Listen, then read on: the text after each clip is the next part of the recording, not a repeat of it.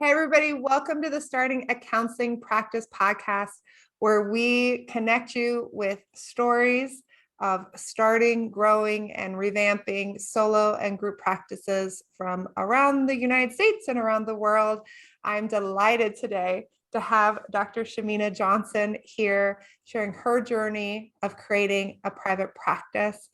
Can you introduce yourself and let people know a little bit about your practice and where you're located and your website? Sure. My name is Dr. Shemena Johnson. I'm in private practice in Los Angeles, California. I primarily work with adults, individuals, and couples, dealing with a range of issues from anxiety to depression to relational difficulties and loving and being loved, as I would actually say. Fantastic. Yeah. And when did you know that you wanted to be a therapist? Wow. I would, and this may sound so odd, but I knew that I wanted to be a therapist when I watched my favorite movie of all time, which is One Flew Over the Cuckoo's Nest with Jack Nicholson. Just seeing like the idea of, I will put in air quotes, the idea of being crazy and what that means, and whether or not that is actually true, or is it just you're just affected by your environment. And so it was really intriguing for me, growing up and watching that movie, watched it so many times since then. And how old were you when you watched this movie for the first time? I was an adolescent. I was an adolescent. Wow. So like a teenager being like, yes, like this is it. I love that. But, also it kind of mirrored, like, I grew up in Los Angeles in the inner city. And there was a lot of tension happening, a lot of things going on. This is during the Rodney King riots. This is also during, post Watts riot, like just a lot of tension. And it really just felt like, you can feel like you're crazy, but really, are you? There's so much about the environment that I think influences society and culture, that influences like your mental health and your sense of like how you feel. So in a way, it was a validating movie, for me to watch, to not feel like I was crazy, like I had some kind of control. And I love that you felt validated and you also felt inspired and wanted to kind of like place yourself in that role of helping people to like unpack all of that, right? Not just, oh, I feel validated. I feel like, hey, I'm not alone in this experience, but also like, I want to insert myself into the experience and I want to insert myself into the healing journey and helping people tease that out and unpack what's really happening in their lives. Definitely. The idea of becoming a therapist wasn't really cemented until after undergrad, where my whole undergrad was in the field of psychology. And after doing a lot of research, because I was a research assistant for a few years on HIV and psychopathology,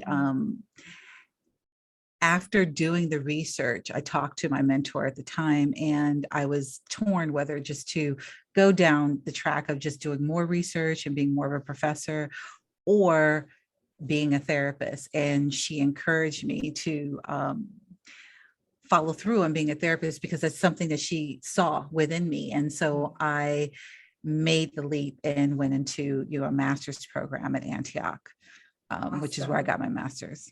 Fantastic. And so from that point, when you're done with your undergrad and you start at grad school, from that point to licensed practice, how long did that take you? Oh my goodness. That time period, it took me to become licensed. Wow. Jesus, you start to think of like time goes by so fast, right? But From the point of going to my master's program to licensure, I want to say it was around 6 years, if I'm not mistaken. It was a long journey, and I didn't go the traditional route.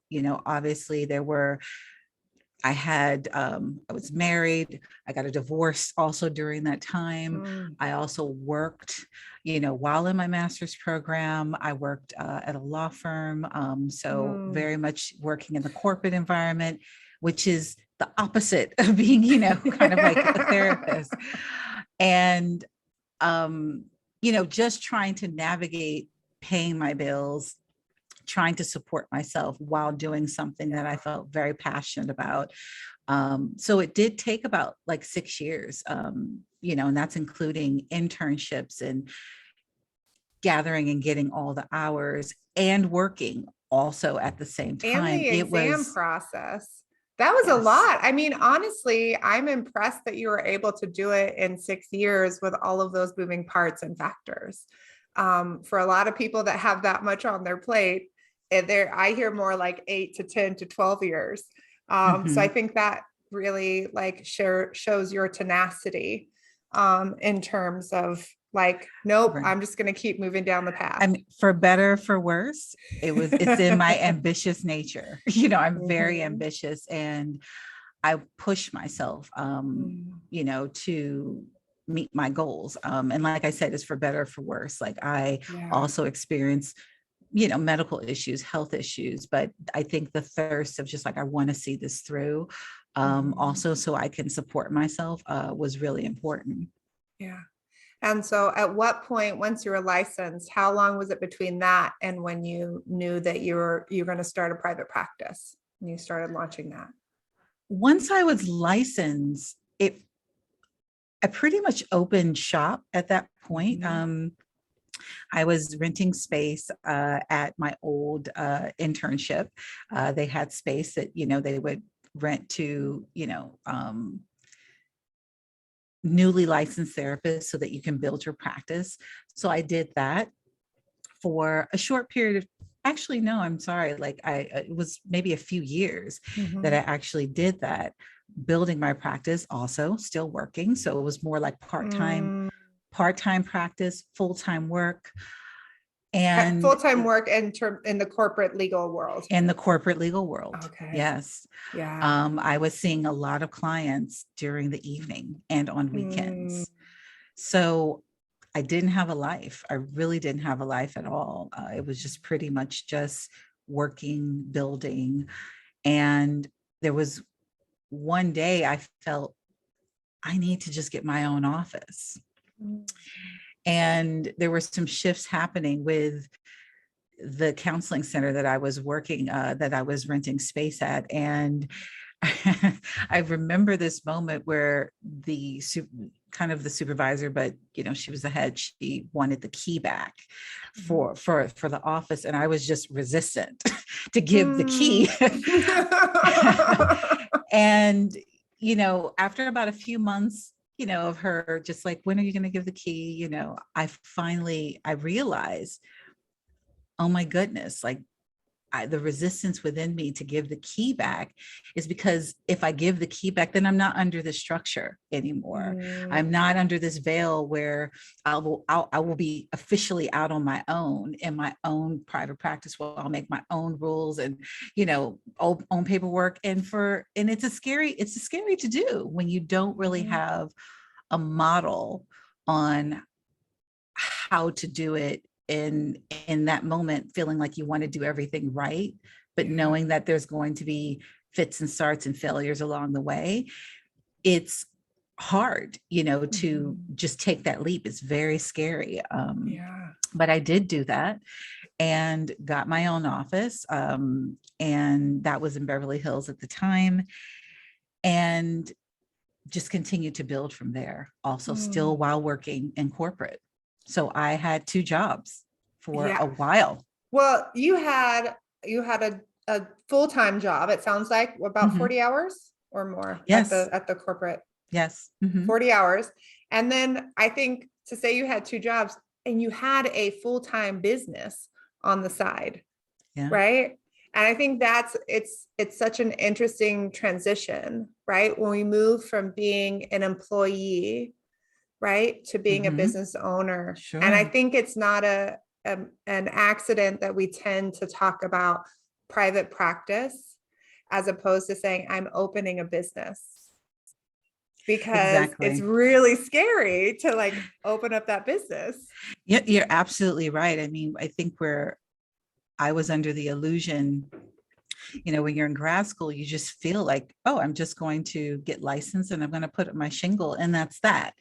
And it is not that simple. Mm-mm. It is, you are running a business, but at the beginning, I didn't really have that, like really, I couldn't grasp the nature of like, this is my business. I was still under the rubric of, this is my private practice and I'm counseling. And it wasn't until probably about the second year of renting space and leasing that I really started to understand that, no, this is my business. And there's pros and cons. I have to deal with insurance. I have to deal with fees. I have to deal with documents, legal documents, talking to attorneys to make sure that, liability is not it. So it became real, Yeah. in that moment where, and that's when I think I started to feel like embrace, like, this is mine. This is my own. Yeah.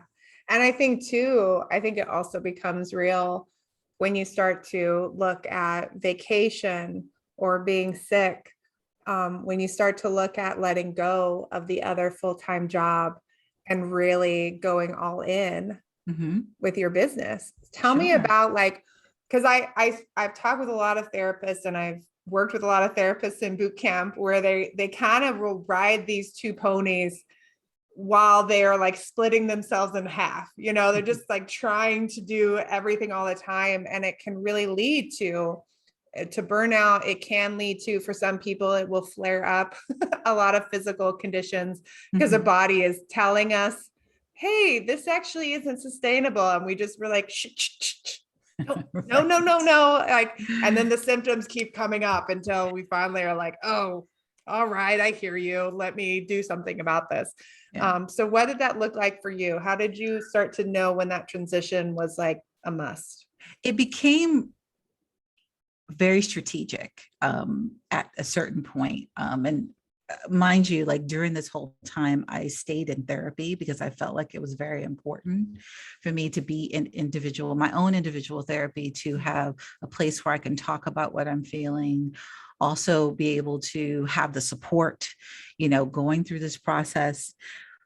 When being at the law firm, I knew at some point I needed to make the shift. It's kind of like the scales of justice.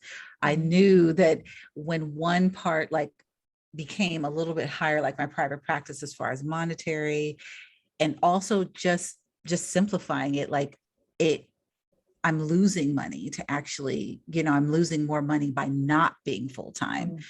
That's when I knew that that was a time for me to like take that leap.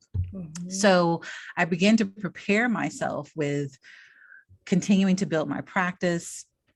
And then at a certain point, I spoke to the law firm and I requested reduced hours. And so they, God bless them, they granted that, and they said, we really love you. We really want to keep you. We know that you're probably going to segue out at some point, but we're open to it. And so I reduced my hours to working almost about 30 hours a week. And so I love that. I was like a whole 10 hours while you're still working a ton over here. I took that opportunity, those extra 10 hours, put it into my private practice. And I did that for about another year, a year and a half. And then I said to myself, okay, now I am making my private practice is really making money. And, I'm also becoming much more known in the community where the therapists are also referring to me. So now I have to set a date. to leave. Mhm. And that was hard. There's a lot of benefit to working as an employee. Yeah. You're under, you don't have a lot of responsibility. You're also not alone. You're not in a solitary environment. You're with other people. And everything is pretty much laid out for you. So to go into private practice, your business, you're all alone. And you're making a lot of decisions by yourself. You have to decide about vacation. You have to decide about money. It's a kind of lonely road. So I set a date, and it took, I want to say, I gave them about a month and a half notice, because I had been there for some time. And after I gave them notice, I, had well wishes, goodbye. And then it's interesting. I took about 3 weeks off, actually. I took 3 weeks off from all forms of work. Yes, I love this. And I traveled to go visit friends, family, went up to Canada for like 2 weeks, 2.5 weeks, because I felt like I needed just that rejuvenation and also connection with my friends, and, because they're also supportive as well as my family. And so I did that. And then I came fresh into my private practice and started, and it was slow to build, those extra few hours, but it was so freeing. And I thanked myself, the entire time of like, this is, you did it, like, and now you're here, and you just kind of just breathe through this and continue to build. But now you just have one thing to focus on. Now, you mentioned earlier that like you're like, I did all these things and I just didn't have a life, right? Like I didn't have a life. And then, hey, I almost see this transition of like this 3 weeks off that you're like reintroducing yourself to the people that have like probably barely seen you over many, many years because of what a crazy schedule you had.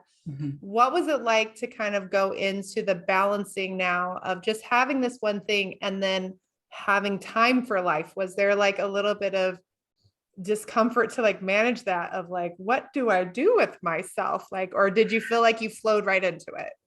No, that you're spot on. Like, it was a little uncomfortable because I was used to being so busy. Pretty much every hour of my day was accounted for. To having blocks, 2-hour, 3-hour chunks of time where I can go work out, or I can meet up with a friend for lunch, or I can go take a walk. It felt to some degree so disorienting. Yeah. Like wrong. like something's wrong. What am I forgetting? Like something's wrong. For at least about a month or so, it was a little disorienting. And I recall processing in therapy, just what do I do? And I had to push back against that anxiety of needing to fill that time with something to do, another job or a workshop or a program or something like that, and just relax into my practice and assure myself that there's plenty of time to take extra courses or do programs. Like, you have plenty of time for that. So it was anxiety provoking, and it took like a few months to really just try and settle in. Yeah, I love that. Mm-hmm. And then how long did it take before you felt like you were full, whatever that means for you, from the time that you said that you left the law office to completely, and you were just there, this was your only business? About how long did you feel like it took you? I want to say about 6 months to a year, because I was pretty full. Once I left, I was able to feel immediately. A lot of clients were just like, I want to come see you once a week, or if not twice a week. To really being full, probably a year thereafter. And that was when I made the decision. I was like, I can't really take any more clients, which, to some degree, it's like, it's a good problem to have. Yeah. But also very overwhelming because I still want to be able to help people, and, having to refer them out is always a little challenging. Yeah. It sounds like maybe even, and I could be wrong, that you didn't start out with, this is what my max caseload is. It was something you kind of bumped up against. Yeah. When you got there, you knew it. And then you maybe even went like, oh, I overdid it. And then you kind of step back to find that balance point. Exactly. Because I didn't really know what the max would look like for me.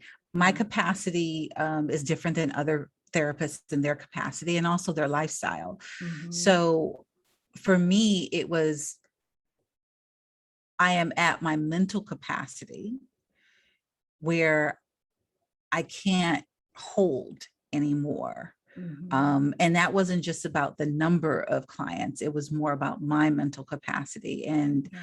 I mean, I have my mind is pretty large and pretty, and I hold a lot. Mhm. So for some of my therapists, actually, like friends that are, my peers, polling them, some of them were, I only want to say 15 to 20. Mhm. For me, 20 to 25 was fine.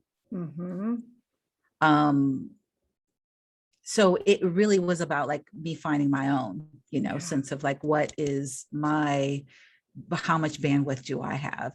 And Mhm. being able to still have a life and go vacation and go visit people. Like, what is Mhm. that, what's my capacity? Yeah, I think the capacity, and I think sometimes it is impacted by your clinical caseload, right? So if your specialty, you mentioned couples, was like high conflict couples, that number might be a little bit lower. Or if you were working with like extreme trauma, that was very fresh, that might be a little lower. If you're working with some other places where you have a more balanced caseload, it might be a little bit bigger. So I think that other place too of really even knowing what it feels like internally, right? Like the idea that, oh, wow, I was able to do 22 last summer, no problem. And like this summer, something shifting in me. And then looking at your caseload and going like, oh, I had a very different caseload last summer than I have right now. And Sure. like allowing that to kind of flow into your practice. I love Yeah. that.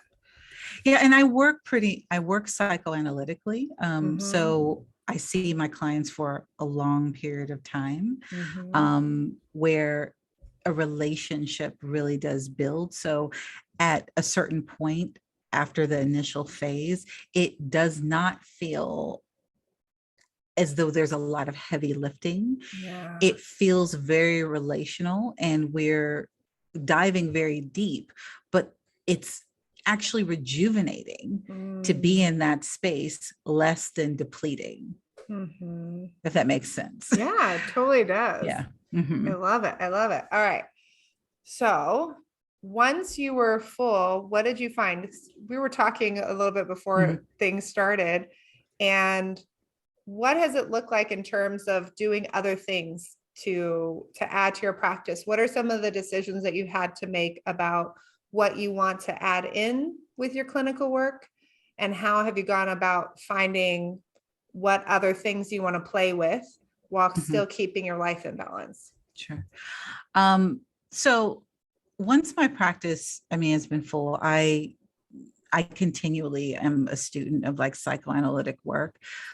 So I always do workshops and so forth. And there came a time, I want to say in the last, it was before the pandemic, the year before the pandemic, which 2019, where I had a thought to myself that it was time for me, or at least I felt that I wanted to expand. And I wasn't really sure what that would look like. I had the option, you have the option of either working with interns, having interns come, and building more of like a company, where you have interns, or I had the idea of, being able to podcast, write a book.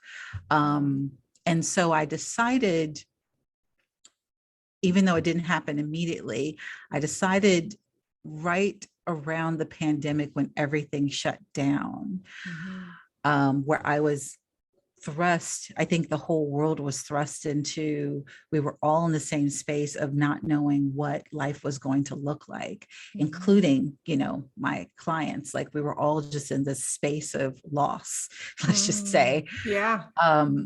It took a few months, but there was a place of renewal of like, I want to find things that I can do that will be more creative, because everything has shut down, to, talk to and communicate, I think, to my clients and other people out in the world that are also dealing with issues of racism and, the injustice, and also just being on lockdown, because we were all dealing with it. And I felt like that was like the one connecting factors, that we're all dealing with the same thing. So I decided at that moment, I was like, I'm gonna just try and do a podcast. And I tried it, and I was like, I actually like it. I like hearing my voice. I like the feedback. I like being able to have my voice out in the world, where people who may not be able to have the luxury of being in therapy is able to have information, but also to be able to critically think about themselves and their lives in a very real way. So it became, something that was very important for me to kind of impart, to like other people, not just my clients, but also to, the world. Yeah. Yeah. What was your biggest surprise or thing that you didn't plan for about podcasting?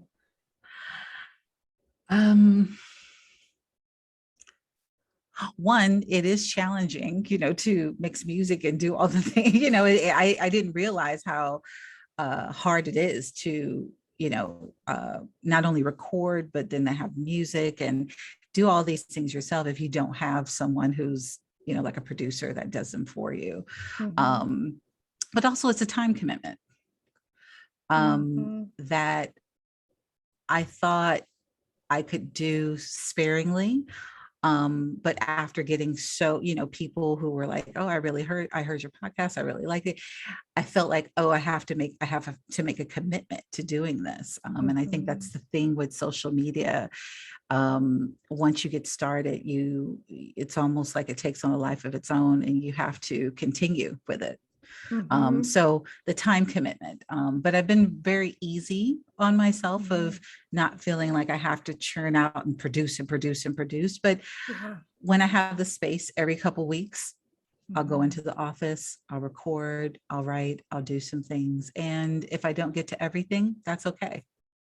It is okay. I think that's the piece too. Even knowing that there's lots of ways to do podcasting. Some people release a season at a time, right? Like, I think it is sometimes just like that slippery slope with clientele, where we feel like we have to say yes, yes, yes. Even with podcasting or speaking, whatever that looks like, we get to try things on for size and see what feels good in terms of our schedule and how we flow out with that. Kelly and I, and I think, oh, go ahead. I'm sorry. No, I was going to go ahead. Oh, no, I was just going to say that, one of the things I've learned over several years of private practice is just understanding your own personal limitations on what you can do and what you can't do. Because if I go over that, then I'm of no use to my clients. I'm of no use to the work that I do. So I have to respect my own personal limitations because that's what keeps me in it. Yeah. Keeps us fully present. What would be your, if there was someone out there like you who was, maybe they were out there working that other job for like life and survival. Maybe they loved it, but they really knew in their heart that they wanted to be a therapist, and they were trying to figure out like, how do I get from like paying my bills and living my life working in this other field to having what you have, having this place? What would be your biggest piece of advice to them? Well, one, I think my first piece of advice would be to stick with it. It may feel like you're stuck in traffic. I like to use the analogy, it might feel like you're stuck in traffic for a while, but after being in traffic, things do move a little bit and you eventually get to your destination. So I would say stick with it. Don't get discouraged. Everyone's journey is not the same. For those individuals who work like I did and have a private practice, I'm proud of the way I did it. Yeah. It being very strategic, even though it was really hard.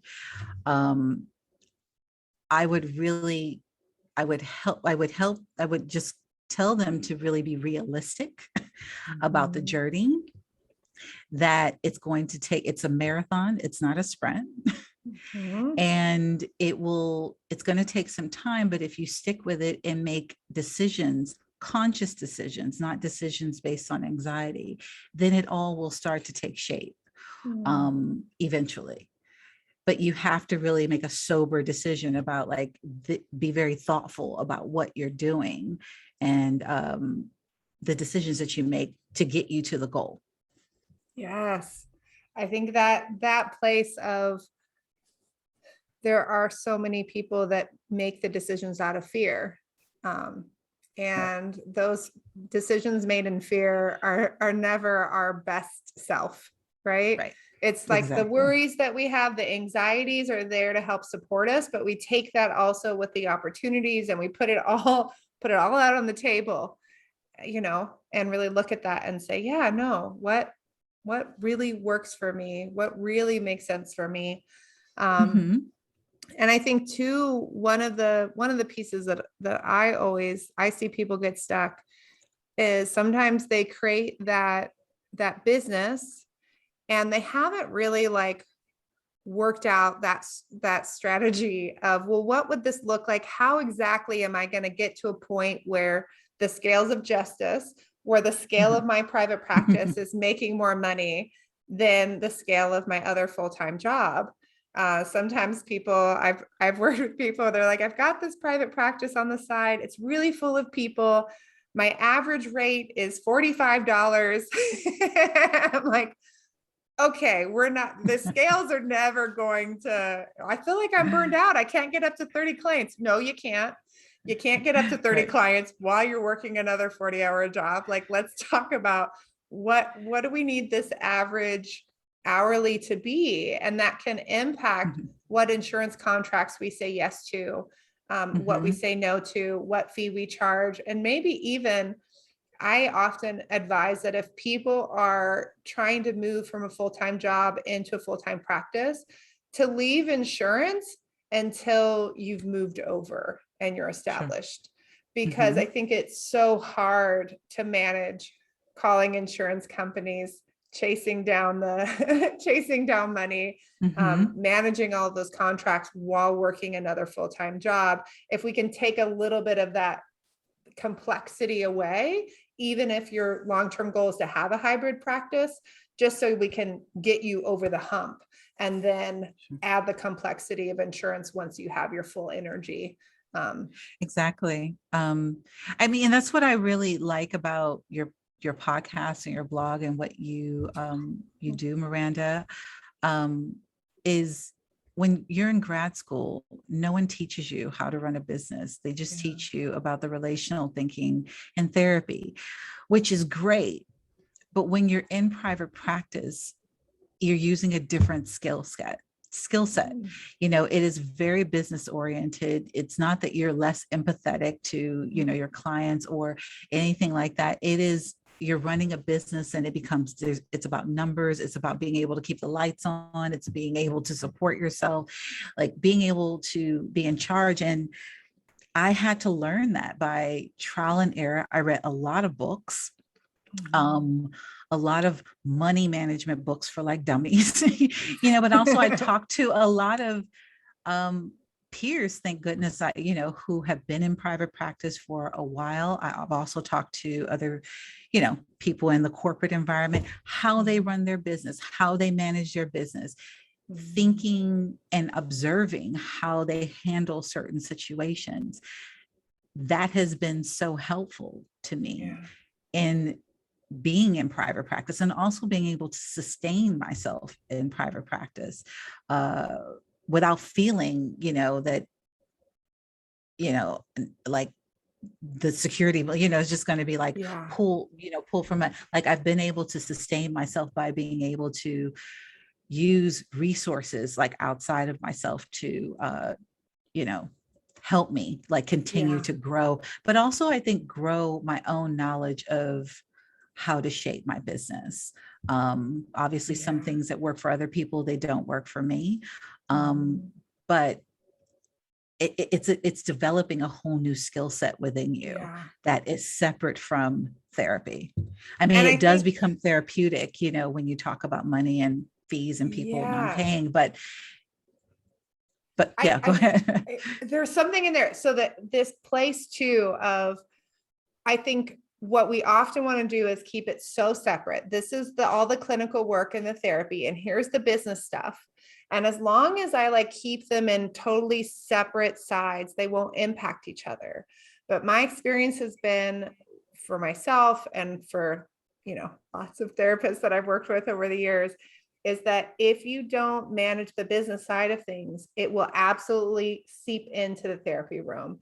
It will lead to resentment. It will lead to exhaustion. It will lead to burnout. It leads to therapists falling asleep in session or double booking sessions, being stressed about money, all of these different pieces that ultimately impact the therapy room. And Sure. so learning the skill set, I think in private practice is what allows us to be fully present clinically. Um, and so, and to know that the numbers do matter, and the numbers matter so you can be fully present. The numbers Sure. matter financially because I want to make sure that the first person I see of the week and the last person I see of the week, that they get the same level of like presence from me, and not that they Yeah. get that person saying, okay, one more, I can do it, and I'm watching the clock because I'm burnt to a crisp. I love Yeah. the word that you used earlier of rejuvenated, that you have created a practice where you are in flow and doing what you're meant to do, and you leave those sessions rejuvenated, and you know what the number is when that shifts from not being rejuvenated anymore. Sure. Uh-huh. Yeah. And I would go as far as to say, that being able to know yourself, Mhm. it impacts not only what I do in the room therapeutically, but also the decisions I make as a business owner. Being able to examine those thoughts and feelings that you feel, it does help, because if I don't understand that I'm anxious, then it's going to bleed out in these areas. Like it's going to bleed out into how I am with my clients, and they're going to feel it. It's also going to bleed out into my business, and it's going to affect my decisions and what I decide to do. Like, I will be behaving in a certain way and not really understanding why. So I think I would go just a step of just like knowing yourself, and understanding, I think, all the processes, your thoughts, your feelings, and what you want, is so important, And I because think, yeah, go ahead. yeah, well, and I think you mentioned it earlier, like the importance of being in therapy and how powerful that can be as you're going through this transition. And what's so interesting is that if you have a therapist who has their own unexamined issues and anxieties around business, it can then bleed into you and what you're doing in your therapy work. So I think it's very Absolutely. important that we really surround ourselves and again, whether that's private practice mentors, community, whatever that looks like, with people where we have kind of some shared values and visions. Of course, there's always going to be shifts, but if somebody has a very, maybe an unexamined view or some money issues that have been unexamined, it's really hard to really work through your stuff with that person that hasn't done that work. Absolutely. Absolutely, Miranda. Like, what you're saying is like spot on. Like, well, one thing that being in therapy for me has taught me, it's helped me understand myself and how I negotiate the world around me in a very deep way. And my therapeutic approach is very psychoanalytic. So it is about a lot of unconscious material and understanding your defenses. And one of the things I learned early on is that I cannot help any of my clients or help anyone unless I examine it within myself, whether if that's money, fear, trauma, sexuality, relationship stuff. Like, I cannot help you unless I've examined it myself on a very deep level. Like, not even, and also including race. I'm a Black woman here. Like, I have to examine that very deeply in order to be able to be available to my clients and talk about it in a very real way, so I can help them also understand themselves. I think that place that, and it often goes unspoken. And it's something that Kelly and I have been exploring for a long time, and trying to even let the white therapists out there in the world know that don't know anything about whitewashing. They don't know anything about learning to hide who you are, to take down pictures before people come to appraise your house, because your house is going to get appraised at a lower level. What does that look like? And this actually just happened to a friend of mine, just happened like last month. And it was just like, is this really still happening? Like, is this really still happening? But these are the things that are happening. And so how does that impact when you go out to market yourself, when you go out to launch a website, and like somebody says, well, you should put your picture on your website. You're like, wait, I've been taught for a long time, you don't put your picture anywhere. There's some pieces that have to be explored and examined. And Sure. it's a whole nother layer in bringing yourself out there as a business owner, as a woman of color, and safety issues as well.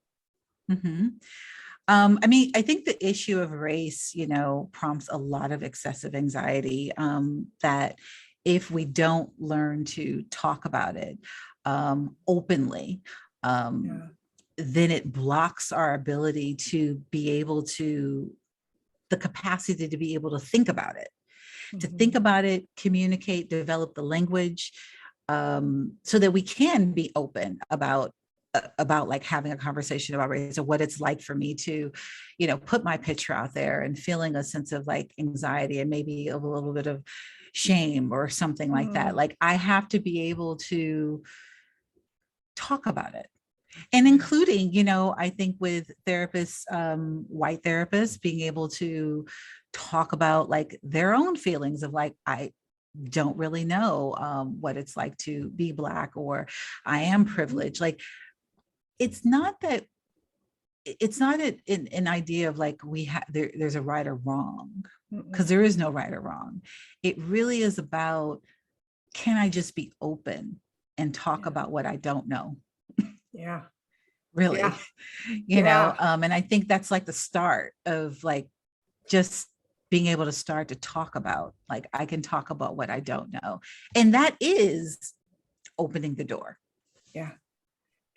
It's a powerful, powerful thing. So I'll ask the question, because I feel like you opened the door. What advice would you have specifically for other Black women or clinicians of color, whichever you'd like to focus on, in terms of opening up their private practice? What advice would you like to give them? Well, I will say, please be in therapy, because being out in the world as a woman of color and opening your private practice, you will be faced with not only your internal feelings of anxiety and fears and shame, and if I'm capable of doing this, I feel good enough. But you will also be met with external issues as well that you have to think about and learn how to deal with. And, you know, a lot of, I call them, many people call them microaggressions, you know, I call them racial impingements. They sometimes they come to you and, you know, it's within a look or it's a comment. And it can be so destabilizing, and you find yourself thinking and feeling and acting in ways that you would never have done. So I think it is so important to do the work internally to understand the realities of what you're facing. Because I think when you can understand not only yourself, but the realities, then it puts you in a position of being really prepared to deal with, you know, okay, like, for example, I remember I was looking for office space in Beverly Hills, and I was met with the lease. I want to lease the space. And, you know, initially the man, he looked at me pretty shocked that I wanted to lease the space full time. And he was very surprised that I worked psychoanalytically. And I commented and I said, "You seem shocked. You seem very shocked by me being here." And he got like, he was like, "Well, I just have never really come in contact with someone like you." And so if I wasn't prepared, or if I wasn't thinking like this is something that I might have to expect, then I could have taken that in a different way. But it was more of not what's wrong with me, but what's wrong with you. That here we are in 2021 and this is your reaction. So it was a moment where I can separate and think about, wow, like this is how he's reacting towards me. I mean, I didn't take the, you know, the place because it just wasn't a fit. But I think those are interactions you will come across, including clients as well. You know, I have a pretty my clientele is about 75% Black, but I also see clients of all other ethnicities. Being able to talk how it is for someone who is non-Black to, or even Black, to come and see me. And it's just being able to be in flow and talk about it. So I really do encourage those who are going to start private practice, you know, get in therapy, really start to think about race, think about yourself in the world, how you understand it, how you want to negotiate it in a very deep way, so that you can talk about it openly and be able to prepare yourself for, you know, other things. For the world. Yes, for the world. For at large, yes. Bless our heart world that we have out there, and what that looks like. Oh my gosh, this is such a wonderful, juicy conversation. I know that we went a little bit over. Oh, we did? Well, no, not in a bad way. Like, it was so good. But for anyone listening that they're like, wow, this was a long one, we're so glad that you you hung with us. I'm sure you were enjoying this conversation as much as I was. I really did. I really did. Thank you, Miranda. Yeah. It was great. It was a treat. Thank you so much for being here. Yeah. For those of you who are listening, go and check out the show notes, and you can go and check out Dr. Johnson's website and learn more about her practice in Beverly Hills. If you are looking for more support in growing or revamping your solo or group practice, we have resources for you, over 10 hours of free training and a free community, over 15,000 members. It is not on Facebook. There is no ads. There's no drama, just really great people coming together to build a nice, safe community of support for you in private practice. You can find it all at zennyme.com. And until next time, if you love this, go and rate us, subscribe to us on wherever you do the podcasts, and see you next time.